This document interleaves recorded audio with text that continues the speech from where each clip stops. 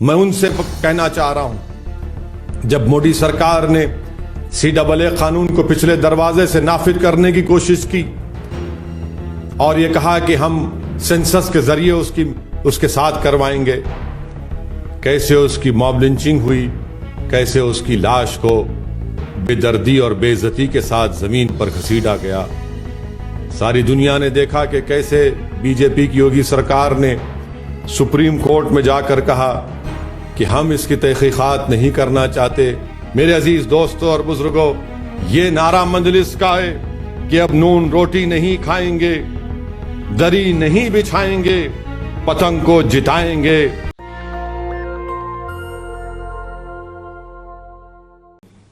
क्या आप जानते हैं कि हापुड़ में 23 जून 2018 को एक 45 साला कासिम को कैसे मारा गया, कैसे उसकी मॉब लिंचिंग हुई, कैसे उसकी लाश को बेदर्दी और बेइज्जती के साथ जमीन पर घसीटा गया।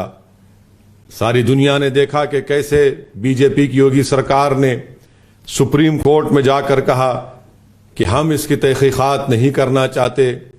ये नफरत का वाकया नहीं है, बल्कि कासिम की लिंचिंग एक नफरत का वाकया है जो बीजेपी की सरकार उसको छुपाना चाहती थी। उस वक्त भी हमने खामोशी अख्तियार की, उस वक्त भी हम अपनी आंखों को बंद कर लिए, और आज आप देखते हैं कि अब जब चुनाव आ रहे हैं तो यही कहा जा रहा है कि अपनी आंखों को बंद करके वोट दो। मैं उनसे कहना चाह रहा हूं, जब मोदी सरकार ने CAA कानून को पिछले दरवाजे से नाफिज करने की कोशिश की और यह कहा कि हम सेंसस के जरिए उसके साथ करवाएंगे, किसने उसकी मुखालिफत की थी पार्लियामेंट में? किसने उस काले कानून को यह कहकर फाड़ दिया कि भारत के संविधान के खिलाफ है? क्या किया था समाजवादी पार्टी ने उस वक्त? क्या किया था RLD और BSP के लोगों ने?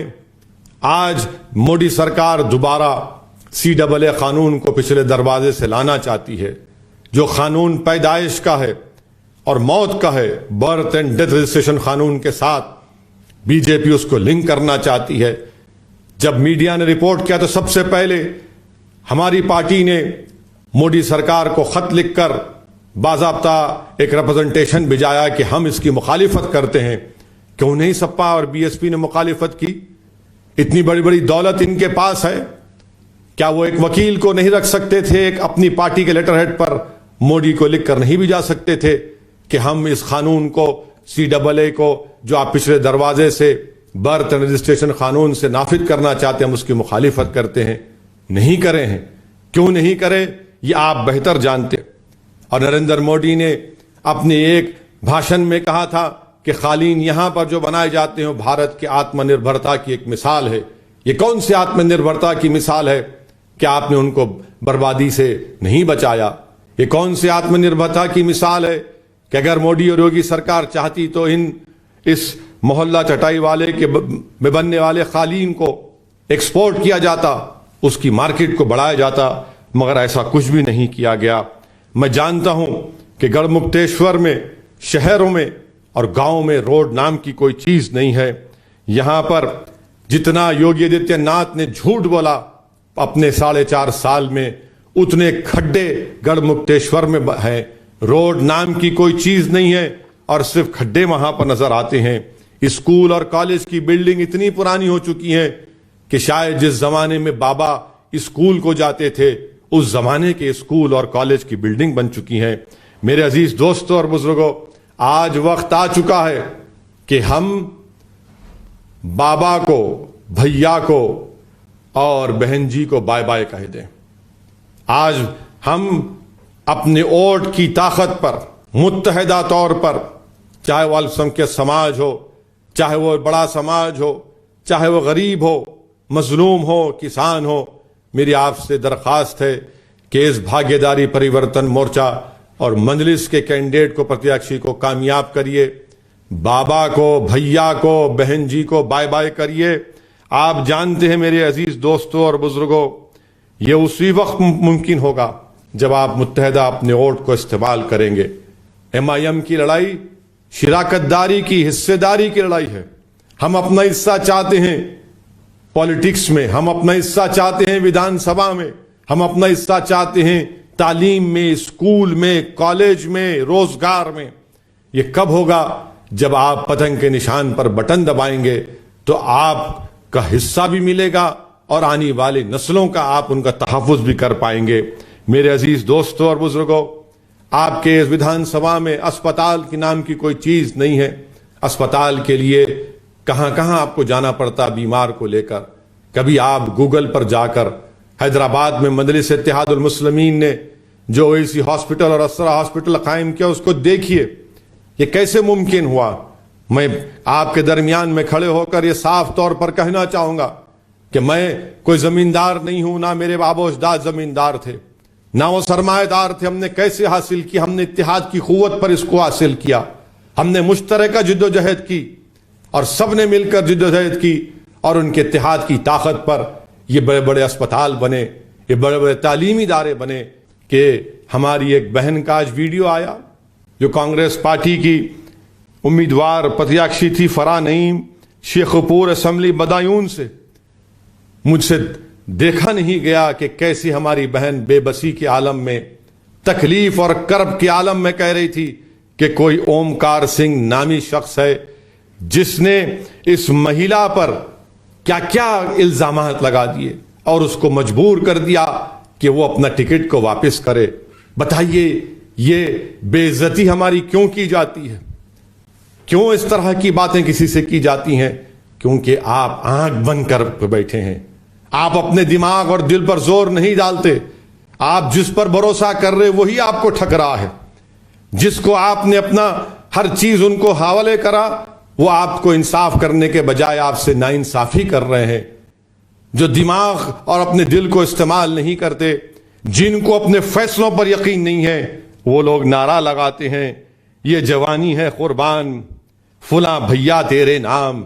अरे ये कब तक नारे लगाओगे? ये जवानी है कुर्बान, फुला भैया तेरे नाम। और बीजेपी के भाजपा के लोग बोलते हैं अब नून नहीं खाएंगे।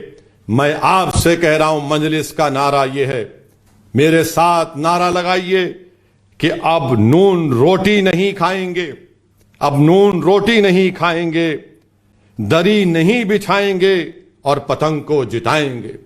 मेरे अजीज दोस्तों और बुजुर्गों, ये नारा मजलिस का है कि अब नून रोटी नहीं खाएंगे, दरी नहीं बिछाएंगे, पतंग को जिताएंगे।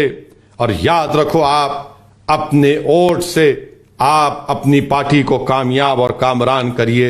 बताइए फिर ये डबल इंजन की सरकार ने क्या किया? डबल इंजन की सरकार ने उत्तर प्रदेश को बर्बाद करके रख दिया। मैं भाजपा के लोगों से पूछना चाहता हूं, बताओ क्या यह बात सच नहीं है कि जो उत्तर प्रदेश का युवा ग्रेजुएट है वो 51% अनएम्प्लॉयड है, बेरोजगार है। जो उत्तर प्रदेश का युवा टेक्निकल ग्रेजुएट है वो 46% बेरोजगार अनएम्प्लॉयमेंट है। जो टेक्निकल डिप्लोमा सर्टिफिकेट होल्डर है 66% के पास नौकरी नहीं है। बताओ डबल इंजन की सरकार, मोदी और योगी की सरकार, क्या यह सच है या झूठ है? बताओ। इतनी बड़ी तादाद में युवा बेरोजगार हैं। मैं हमारे ओबीसी समाज के युवाओं से अपील करना चाहता हूं कि 5 साल पहले आपको हिंदुत्व के नाम पर ठगा गया। क्या आपको मिला? योगी की बाबा की सरकार आपको मिली। आज 50% मीडिया रिपोर्ट करता है कि उत्तर प्रदेश में डीएम 50% अपर कास्ट के हैं। क्यों है ये? क्या यही सामाजिक न्याय की बात योगी और बाबा करते हैं? और मोदी प्रधानमंत्री के बारे में बीजेपी कहती है कि सबसे बड़ा देश का अगर कोई नेता है ओबीसीओं का, पिछड़े समाज का, तो नरेंद्र मोदी है। यह आपका इंसाफ है? आज उत्तर प्रदेश में सबसे ज्यादा गुर्बत है। बिहार झारखंड के बाद तीसरा नंबर उत्तर प्रदेश का आता है। यहां पर कैपिटा इनकम कितना बड़ा बताओ भाजपा वालों? सिर्फ 9% पर कैपिटा इनकम बड़ा। आखिर क्यों?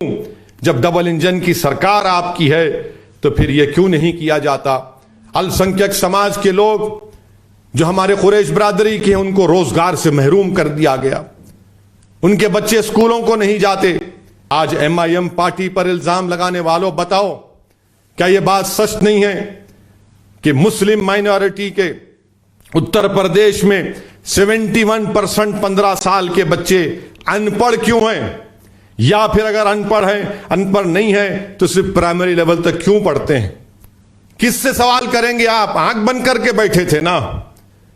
जो आज आंख बंद कर बैठने के लिए कहते हैं, मैं तुमसे पूछ रहा हूं, बताओ इतने 71% मुस्लिम माइनॉरिटी के बच्चे 15 साल के लिटरेट क्यों या सिर्फ प्राइमरी लेवल तक क्यों पढ़ते हैं?